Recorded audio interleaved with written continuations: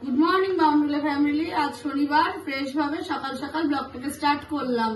মেনুতে আছে ডাল, আলু সেদ্ধ, লাউয়ের তরকারি, আর দেখছি কি আর টিফিনে ছিল রুটি, আলুর তরকারি।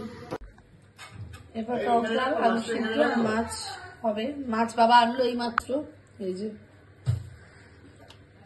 লাউয়ের তরকারি, লাউ শাকের তরকারি হবে। তারপরে দেখছি কি হয়।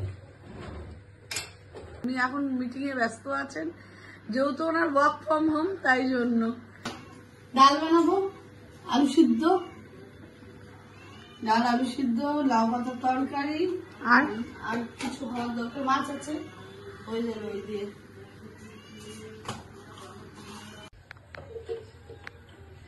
স্নান কমপ্লিট, রান্নাও কমপ্লিট। আমার একটু বেরোতে হবে আজকে, হসপিটালের দিকে যেতে হবে 2-2:30টার সময়। ব্যাস, তবে আজকের মতন কাজ শেষ। চলো, আর যেটুকু রান্না বাকি আছে সেটুকু রান্নাগুলো কমপ্লিট করে নিই। এদিকে মেশিনে জামা কাপড় দেওয়া আছে, সোমা গ্যাসটা মুছে দিক, তারপরে আমি বাকি রান্নাটা করে ফেলবো। দেখো, আজকে মুরগির আবার ডিম ফেলেছে, ডিমের সঙ্গে আবার বদ্রি পাখিরও ডিম ফেলেছে। আমি দুটো ডিমকে কালেক্ট করে নিয়ে আসলাম। কাউকে যদি দরকার লাগে মাসাজ করানোর, ওকে একটুখানি খোঁজ করতে পারো, ও খুব ভালো মাসাজ করে। নাম্বারটা দিয়ে দেবো, ওর নাম্বার আমি পরে দিয়ে দেবো। এখন কি খাই দাও? টক ডাল, এই তরকারি আর মাছ, আলু সিদ্ধ মাখা। কি খাবি? এটা দিয়ে দিলাম, তাহলে টক ডাল দিয়ে দিলাম। পুরো ভাত দিয়ে দেবো, পুরো ভাতটা দিয়ে দেবো তো। ডাল, তরকারি, চাটনি, ধনেপাতা চাটনি, রুটি আমার মেনু। করে না, তুমি তো অ্যাকচুয়াল মেডিসিনটা খাও না। তুমি আমি আগের দিনকে দেখলাম ওখানে ওষুধ রাখা রয়েছে, খাও না তুমি ওষুধ, সেটা বলো না। ঘর দোর সব পরিষ্কার পরিচ্ছন্ন হয়ে গেছে, সামনের ঘর বলে কথা, ঘর পরিষ্কার হয়ে গেছে। ব্যাস, এখন একটু গল্প করবো আমরা সবাই মিলে। আমার সেকেন্ড টাইমে খাওয়া শুরু হয়ে যাচ্ছে এখন, ঘুমটা দিতে যতক্ষণ, ঘুম থেকে উঠে এবার পরপর খাই আরম্ভ হয়ে যাবে। এখন আলু কাটা হবে, তারপরে চা হবে, চাকে আলু কাটা।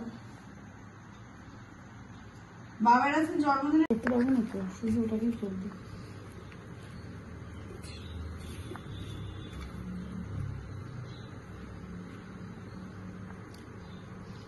রসুন বাটাটা দিয়েছো? সব বাটাই দেওয়া হয়েছে। মেখে মুখে রেখে দেবো, তারপরে এটা যখন খাবো তখন ওকে চায়ের সাথে, মানে চাটা আগে গিলবো, তারপরে এটা। তারা একটু টক নিয়ে আসি, টকটা বেশি করে দিও, যাতে খেয়ে মরি তাড়াতাড়ি। নানটাও কতদিন ধরে আসছে না, আবার কর।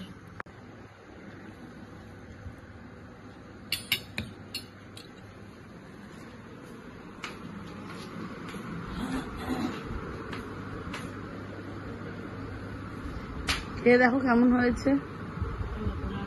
হ্যাঁ খাবো, তাড়াতাড়ি খায় দেখো কেমন হয়েছে। কেমন আছে? ভালো আছে? রাতের এখনো জ্যাম কাটেনি, মানে মা সকাল থেকে ব্লগ করতে করতে এমন হয়ে গেছে, এখন টায়ার্ড হয়ে পড়েছে, তাই জন্য আমাকে ধরিয়ে দিয়েছে, বলে ব্লগটাকে কন্টিনিউ কর। রাস্তা এখন ফাঁকা পেলাম, পেছনে সব ট্রাকগুলো ছেড়ে চলে এসেছি। এখন যাওয়া যাক ব্যারাকপুরের দিকে। আইসক্রিমের সবার মানে রাত্রিবেলা আমাকে মনে পড়ে, এই গাড়ি নিয়ে এখন বেরিয়ে গেছি। এখন বাজে টাইমটা দেখুন, এই যে টাইমটা হয়ে গেল, এই যে টাইমটা। এখন যাচ্ছি ব্যারাকপুর আইসক্রিম নিতে, দেখা যাক কতদূর কি হয়, দোকানে গিয়ে বোঝা যাবে মেন।